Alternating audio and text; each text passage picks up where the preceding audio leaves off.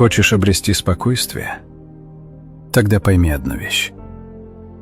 То, что предназначено тебе, никогда не пройдет мимо.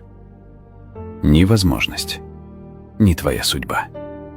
Но люди почему-то убивают себя мыслями о том, что ушло, о том, что не получилось. Будто потеряли свое.